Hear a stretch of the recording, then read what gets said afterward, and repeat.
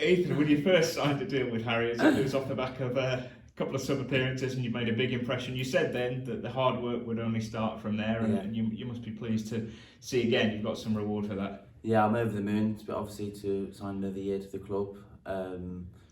Another year of hard work, like you say. I think I'm showing now that I can start to do it at this level in terms of my performances. I mean, I always believe in myself and I've got the staff and players who believe in me, but I think now I'm starting to show to the fans as well and that the people at the club that I am good enough and I'm going to take control of what I can take control of.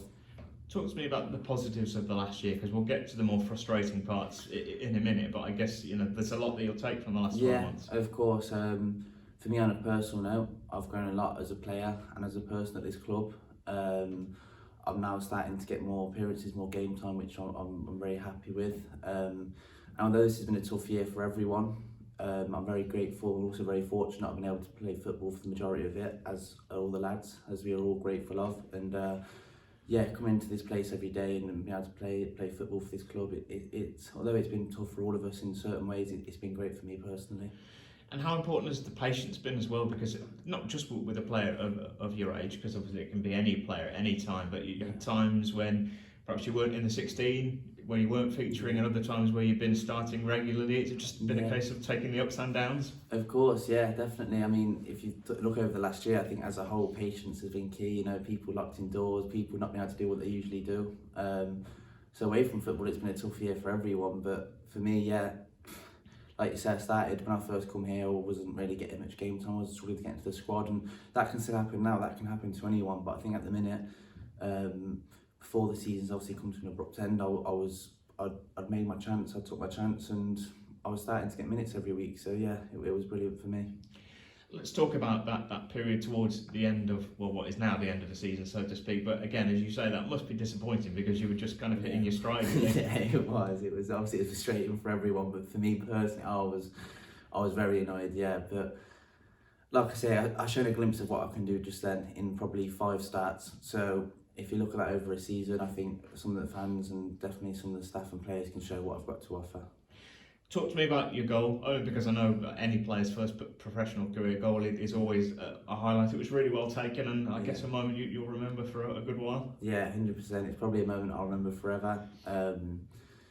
Had to come on my head, I think. I don't think it's going to happen on my feet, if not. I think it had to come with a head.